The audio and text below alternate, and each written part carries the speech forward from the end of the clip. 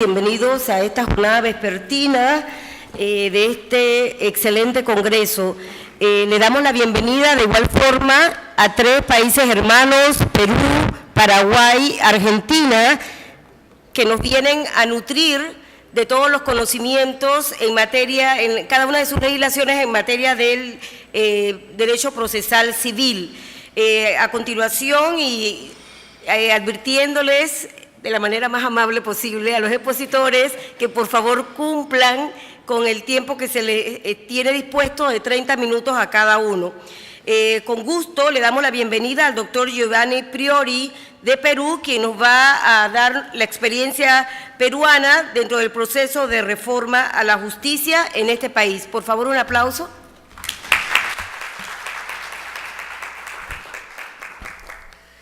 Bien, buenas tardes.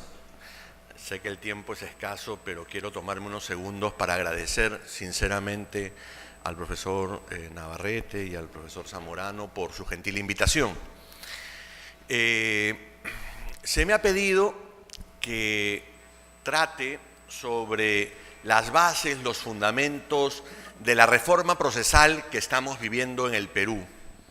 Sin embargo, y en línea con lo que se acaba de mencionar sobre las 5 recomendaciones, creo que es muy difícil poder afrontar un proceso de reforma si es que no somos capaces de mirarnos a nosotros mismos. Nadie puede pretender importar un código, no existe un código perfecto para todo tipo de realidad. Es fundamental que nos conozcamos, advirtamos cuál ha sido nuestra tradición, nuestra cultura, y de esta manera pensemos en aquellas reglas o en aquellos principios y valores que deben inspirar mejor a nuestra sociedad, a nuestro sistema de justicia. Sobre la base de esto es que he preparado esta brevísima conferencia que espero respetar porque pretendo contarles 200 años de historia en 30 minutos. Si nosotros miramos lo que ha significado la reforma del proceso civil en el Perú, creo que es muy importante señalar que todas las reformas procesales civiles que ha vivido el Perú se han dado a consecuencia de sucesos traumáticos, de sucesos históricos traumáticos.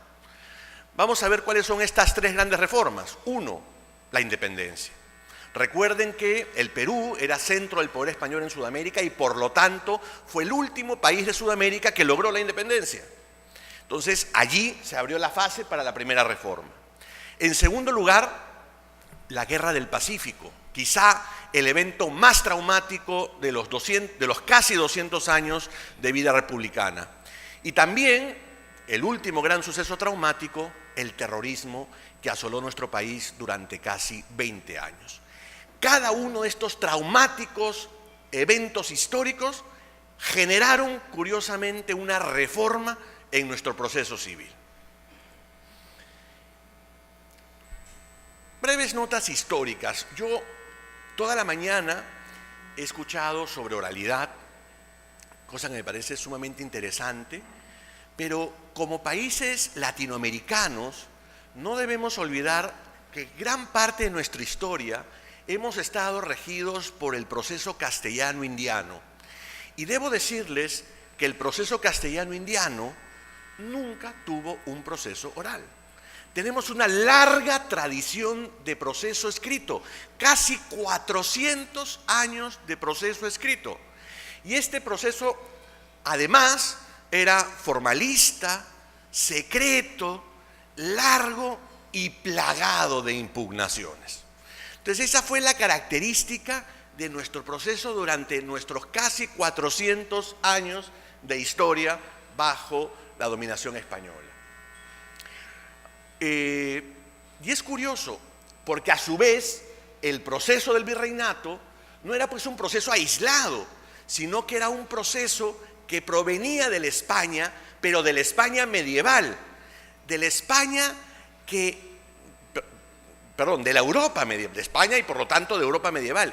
Y Europa medieval en ese momento se regía por esa decretal que tienen allí ustedes, que es la decretal de Inocencio III dada en 1216. Y esta decretal le ponía todo su peso al acta. Aquello que no esté en el acta no existe en este mundo, con lo cual todo tenía que estar puesto por escrito. Lo que no estaba escrito no servía. Esa decretal del siglo XIII nos ha regido a todos hasta el siglo XIX, incluso hasta después de nuestra independencia.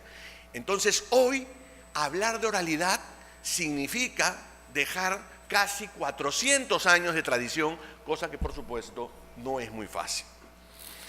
Vamos a seguir con un poquito de historia.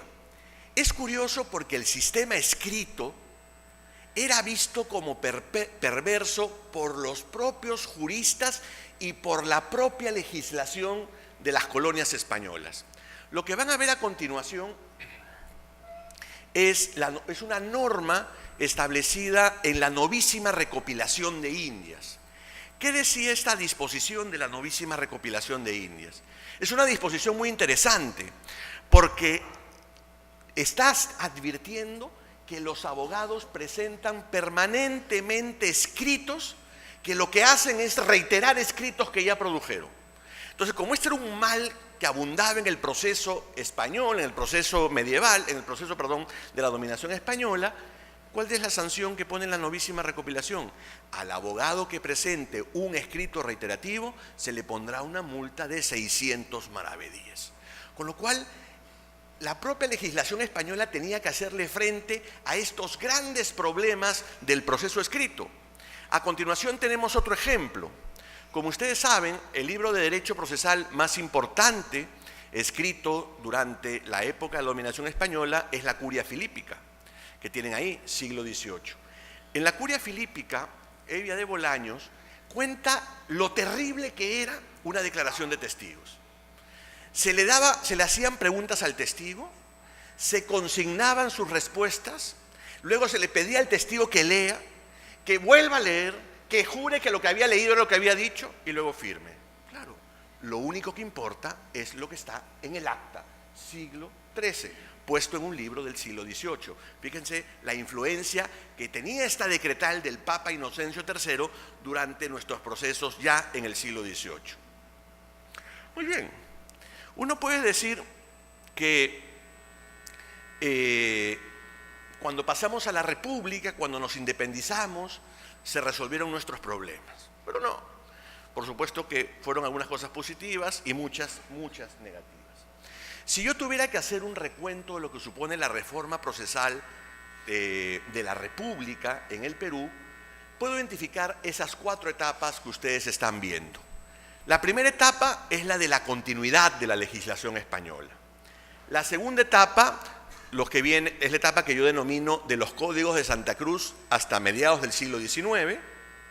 La tercera etapa estuvo marcada por el Código de Procedimientos Civiles de 1912 y la tercera y última etapa por el Código Procesal Civil de 1993, que hasta el día de hoy nos rige. Vamos a ver qué pasó en esta primera etapa. El Perú se independiza, como decía, es uno de los últimos países de América del Sur que lo hace. La Declaración de Independencia es de 1821 por el general don José de San Martín.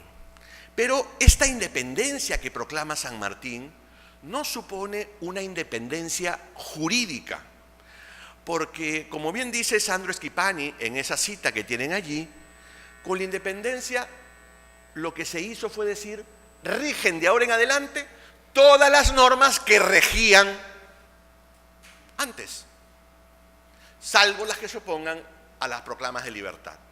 ¿Saben lo que significó eso en el Perú y en muchos de nuestros países? Que seguimos teniendo un proceso medieval. Couture, en una cita que está allí también, dice que con la república, con la independencia, las repúblicas latinoamericanas lo que en verdad consiguieron es tener un proceso que ya para cuando comenzaron a ser jóvenes repúblicas tenían 200 años de atraso. ¿Y saben por qué? Porque el proceso español no sufrió las influencias de la Revolución Francesa, con lo cual en la práctica, ¿saben lo que pasaba? Cuando nosotros como países independientes decíamos, de ahora en adelante nos va a regir la legislación española, la reconocemos como tal, ahora nuestra, estábamos diciendo que nuestro sistema procesal era el sistema procesal de las 7 partidas. Y eso es lo que proclamamos nosotros con las independencias. Con lo cual, un proceso absolutamente desfasado para su propia época. Esa es la etapa de la continuidad en la legislación española. Luego, ¿qué pasó? Luego les voy a contar muy rápido esta historia, si me permiten.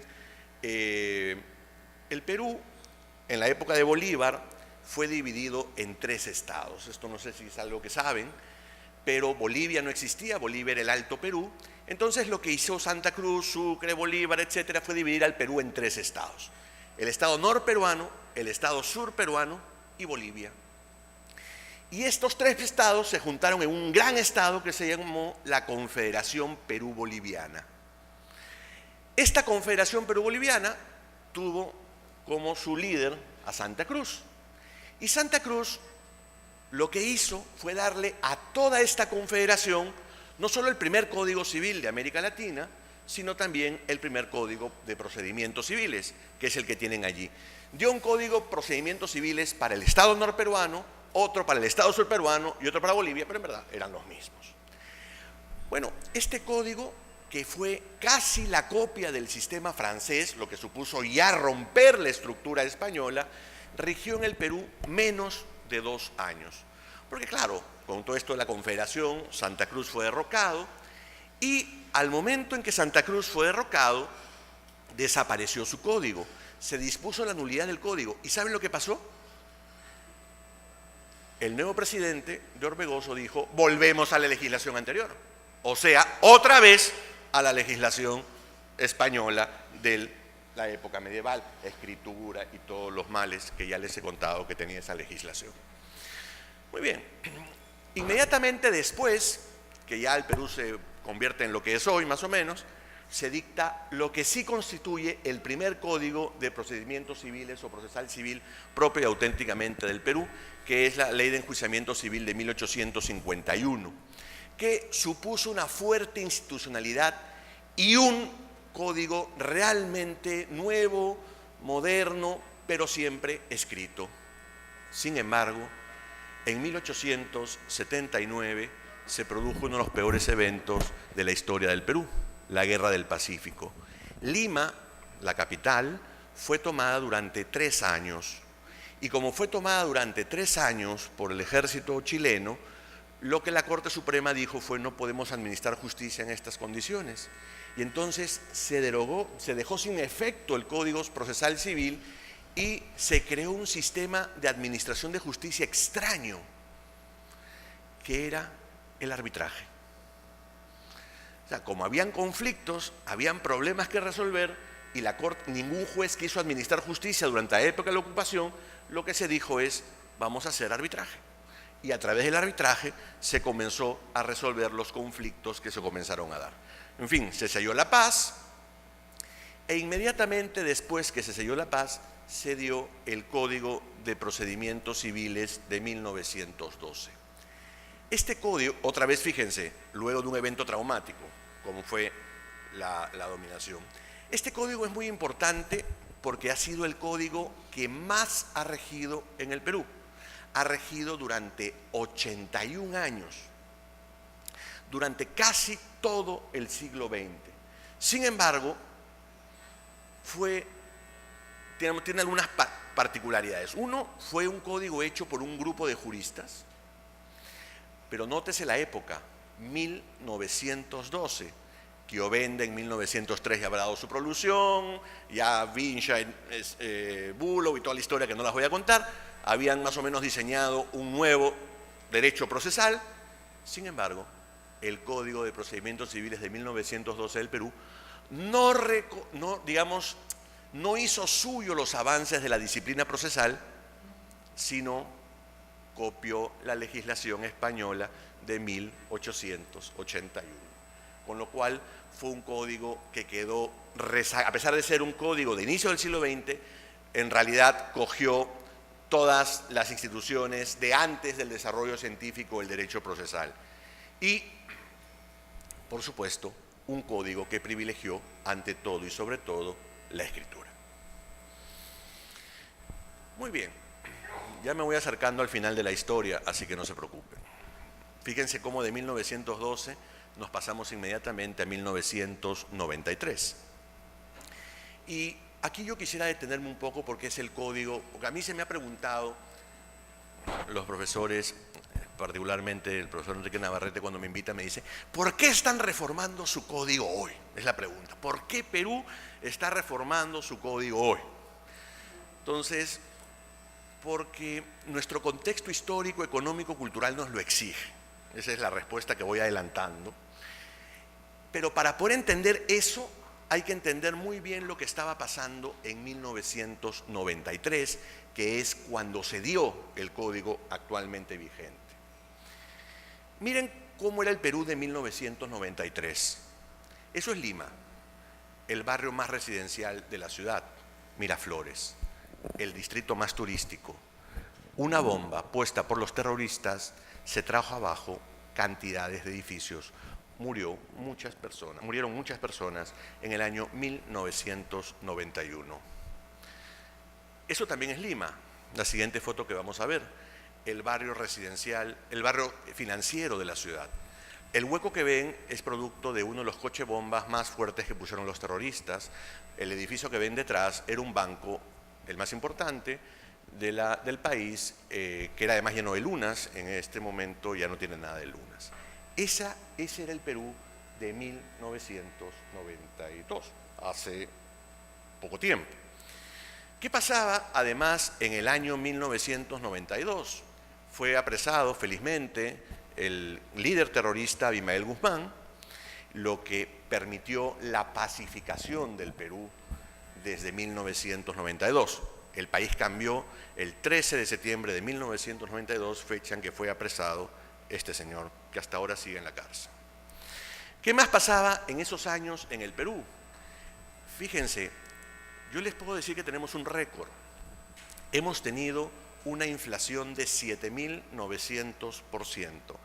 Nunca antes, ni siquiera durante la Guerra del Pacífico, habíamos tenido una crisis económica tan grande. Y por supuesto, esta crisis económica grande lo que generó es una extrema pobreza. Teníamos el 60% de la población en extrema pobreza. Ese era el país de inicios de los años 90. En el año 93 se acabó el terrorismo, se acabó el narcotráfico, bueno, en fin, se acabó, digamos, mejoramos sustancialmente. El terrorismo se acabó, el narcotráfico, digamos, se redujo sustancialmente y económicamente comenzamos a mejorar.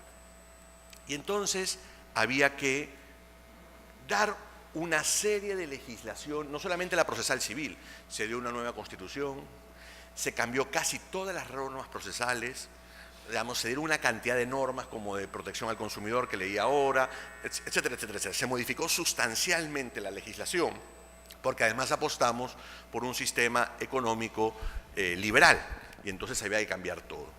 Para esa época, 1992, estaba fuerte la vigencia del Código de Modelo para el proceso civil en América Latina y por eso es que el Código Procesal Civil peruano recibe fuertemente esta influencia en 1993. Y vamos a ver cuál es el modelo por el que optó el Código peruano de 1993. El Código peruano adoptó un modelo de proceso por audiencias, tal y como lo disponía el Código Modelo para Iberoamérica. Pero creó 3 esquemas procedimentales. Ese es el primero, el proceso de conocimiento. Lo que les voy a contar es lo que estuvo vigente en 1993. Ya no es más así, lo que estuvo vigente en 1993. Era un proceso que tenía 3 audiencias. Había demanda, contestación, escritas, una primera audiencia que era lo que nosotros llamamos audiencia de saneamiento, algo parecido a la audiencia preliminar, una segunda audiencia de conciliación y fijación de puntos controvertidos, una tercera audiencia de pruebas y finalmente la sentencia. El segundo esquema procesal es el del proceso abreviado, que lo que hacía era juntar dos audiencias, y ahora sí es mucho más parecida a la audiencia preliminar, porque se juntó la audiencia de saneamiento con la audiencia de fijación de puntos controvertidos y conciliación. Y los plazos se acortaban. Y el tercer modelo procedimental era el del proceso sumarísimo, parecido al proceso verbal español que también hemos tenido todos en algún momento de nuestra historia. Esto es demanda, contestación, audiencia única y sentencia. Fíjense, la audiencia era el momento estelar. Los jueces tenían que estar presentes en todas las audiencias, si no la actividad era nula. Había inmediación, concentración, oralidad, etc. Modelos muy buenos. De hecho, yo me hice procesalista, entre otras cosas, porque ese código entraba a regir y me parecía un modelo muy interesante y se presentó como una gran promesa de reforma del sistema de justicia civil. Y funcionaba más o menos bien. Sin embargo, este sistema cambió porque, perdón, antes de los cambios, si bien es cierto, el código apostó por un proceso por audiencias, y aquí por eso me he referido tanto a los 400 años de tradición. Teníamos una tradición escrita, como ya se los conté, y entonces el código no fue capaz de liberarse de esa tradición. Entonces, por más que diseñó 3 esquemas procesales por audiencias, mantuvo en el resto del código algunas disposiciones que eran inconsistentes con ese sistema del proceso por audiencias. Y eso comenzó a generar ciertos desfases entre lo que el código establecía y lo que en la realidad ocurría. Entonces se produjeron 3 eventos problemáticos. Uno, la inconsistencia normativa, que es lo que acabo de mencionar. En la ponencia escrita cuento todas las incoherencias normativas que hay. Es decir, la apuesta por un proceso por audiencias, pero normas pensadas según un proceso escrito. Eso está en la ponencia escrita. No lo voy a decir porque no tengo el tiempo suficiente. Luego, la práctica judicial se apegó a moldes escritos, lo que se ha dicho esta mañana. Es decir, si no cambiamos la cultura, el mejor código sumamente oral, superoral o lo que fuera, no va a funcionar. Y en tercer lugar, lo que también se ha dicho en la mañana, es que no se cambió la manera de enseñar derecho. Y si nosotros no cambiamos la manera de enseñar derecho, cualquier reforma en el sistema de justicia va a fracasar tarde o temprano.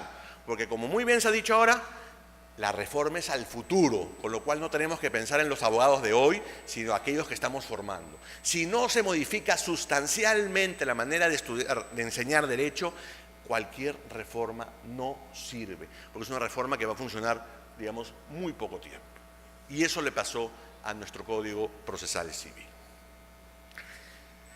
Además de estos defectos que tuvo nuestro código, pero que de alguna manera pudieron haber sido superados a mi juicio, se produjeron unas contramarchas, es decir, modificaciones al Código Procesal Civil que le quitaron su esencia. Por ejemplo, en el año 2007 se eliminó la audiencia de saneamiento. ¿Y por qué se eliminó la audiencia de saneamiento? La ministra de Justicia, que eliminó la audiencia de saneamiento, dijo textualmente que se eliminaba porque en la práctica no servía para nada. ¿Y por qué en la práctica no servía para nada? Porque los jueces más o menos hacían esto. Llamaban a las partes, los hacían esperar en la puerta de su despacho, salía con el acta, siglo XIII, tanta tradición, el acta, los hacía firmar y dijo, y está la audiencia hecha. Jueces y abogados a veces no se veían.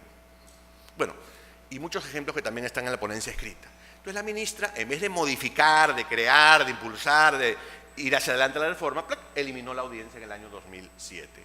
Y en el año 2008 se eliminó la segunda audiencia, la audiencia de conciliación y fijación de puntos controvertidos. ¿Por qué? Porque se decía que dilataba el proceso. ¿Y por qué dilataba el proceso? Porque entre el momento de la citación y el momento de la realización de la audiencia pasaba mucho tiempo, lo que era verdad. Sí, era verdad. Efectivamente, entre la fecha de citación y la fecha en que se producía la audiencia, pasaban unos 3 o 4 meses. Eso es mucho tiempo. Muy bien. Entonces, se reformó y al eliminarse las 2 audiencias, se trajo abajo el sistema de proceso por audiencias que el Código Procesal Civil había creado en el año 1993. Es decir, además es muy curioso.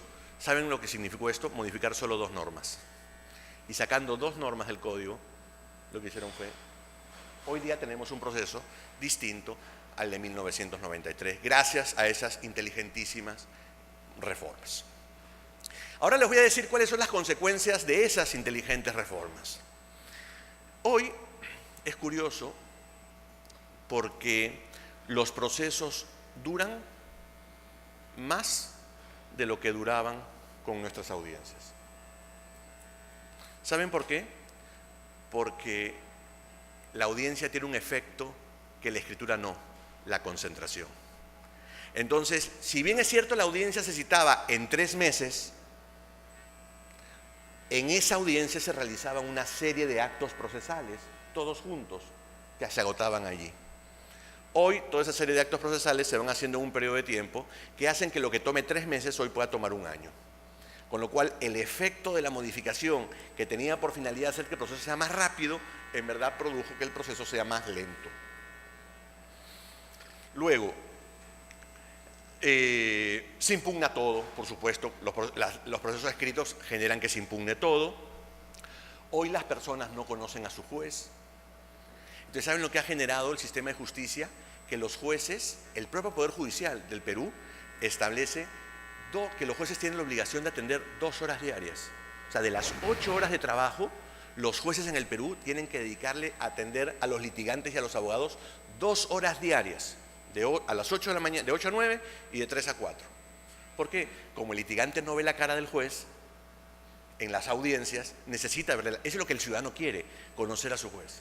Como no lo conoce, tiene que ir a buscarlo y de 8 horas diarias los jueces utilizan 2 para atender a las partes. Y hay mucha gente que prefiere el arbitraje, que tiene un sistema oral, antes que el proceso civil, que tiene un sistema escrito. En el año 2017, este año, se nombró una comisión de reforma para modificar el Código Procesal Civil en 1993. Ojo, no es para hacer un nuevo código, es para modificarlo. Yo presido esa comisión, nos han dado 120 días, es imposible, pero en fin, al menos algo se cambiará, por lo menos modificaremos eso que les he dicho que está mal. Pero, ¿cuáles son las bases de esta reforma? Ya voy entrando a la última parte de mi exposición. Antes de eso, ¿cómo ha cambiado el Perú de 1993? Porque se me preguntó, ¿por qué es necesario reformar el código hoy? Ya les he dicho que el Perú tenía esa dramática situación económica. En los últimos 20 años, el Perú ha crecido económicamente casi a tasas de 8% anual. Digamos, estamos muy parecidos a Panamá, Paraguay, lo conversábamos, en crecimiento económico constante en los últimos 20 años. El país ya no es el país de la crisis económica que teníamos antes. Siguiente, por favor. Luego,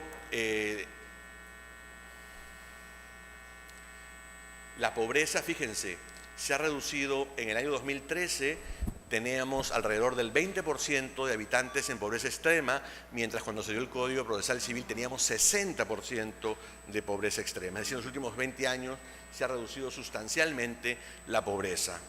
Pero curiosamente, uno podría decir, qué país tan maravilloso, pero es el país de América Latina que más desconfía en su sistema de justicia. Es decir, ¿cómo hace un país para crecer 20 años permanentemente económicamente a niveles de 8%, reducir su pobreza en casi la tercera parte y el 89% de gente no confía en el sistema de justicia? Esto es un caos, es decir que algo está mal en el sistema de justicia. Y eso genera un efecto extraño, porque a mayor crecimiento económico, menor confianza en el sistema de justicia. Entonces, había que reformar el sistema de justicia, había que reformar fundamentalmente la justicia civil, que curiosamente, el problema del Perú no es un problema de un proceso que dure mucho. Eso dura pero no dura, comparado con otros países de América Latina, no dura tanto. Rápidamente en estos 3 minutos que me están dando. El esquema es que el único proceso que no es oral en el Perú es el civil. Todo lo demás es oral, actualmente. Lo único que no es oral es el civil. Siguiente. Se han dado algunos efectos en el año 2009, en el año 2011, digamos, un movimiento muy fuerte en torno a la oralidad del proceso civil. Yo no sé si sea lo mejor, al menos no como se está postulando de una oralidad exacerbada. No creo, como bien se dijo en la mañana contando la experiencia de Costa Rica, que la oralidad sea la solución a todos nuestros problemas. Por el contrario, puede crear otros problemas, porque lo que necesitamos es una reforma integral, no solamente una reforma en el procedimiento. ¿Cuáles son las bases de la reforma? En estos 2 minutos, minuto y medio que tengo. 1. Un libre e igualitario acceso a todos. Hoy el Perú tiene todavía un alto porcentaje de la población que vive alejado del sistema de justicia. Llámese pobres, llámese indígenas, llámese pueblos indígenas, mujeres maltratadas, niños. Es decir, tenemos que pensar en ellos y una de las bases es la de un libre e igualitario acceso de todos para defender todos sus derechos, incluso los colectivos y difusos, que es una deficiente regulación que tiene el Perú, sobre el que nos hablará la profesora Meroy. 2, un servicio de justicia con dignidad. Me voy a tomar un minuto más, con esto prometo con esta diapositiva terminar.